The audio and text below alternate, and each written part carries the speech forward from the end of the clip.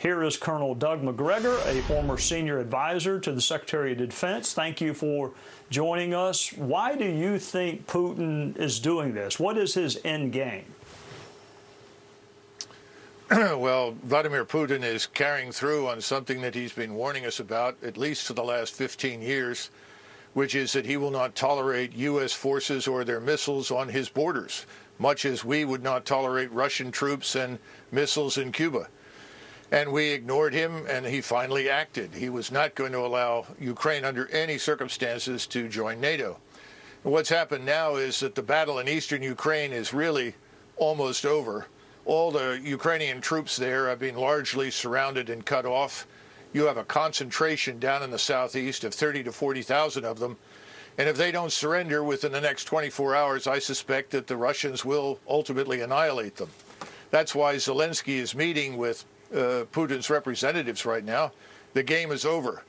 And he's going to have to negotiate the best deal he can get. And we've already told him, the President of the United States has, that if he opts for neutrality for Ukraine, we'll back him. And I think that Vladimir Putin will do that for Western Ukraine. That is the Ukraine beyond the Dnieper River. But behind it in the east, where he is now, I'm not sure what he has planned there, whether he forms another republic, annexes it into Russia, because historically it has been Russian. But the territory west of Ukraine is not. He knows that, and he's happy to live with that as a neutral state.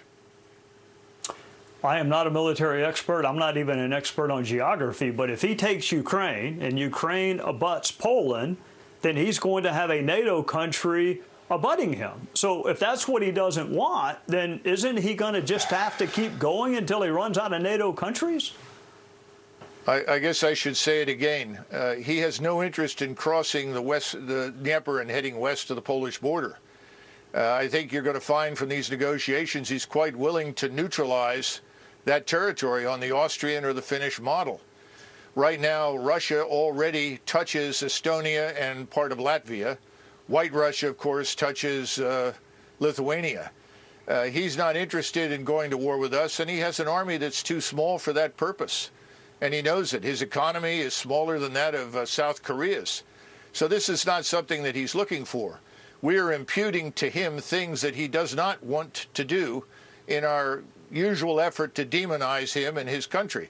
We need to remember that Ukraine is fourth from the bottom of 158 countries in the world as corrupt. Russia is perhaps 3 or 4 places above them.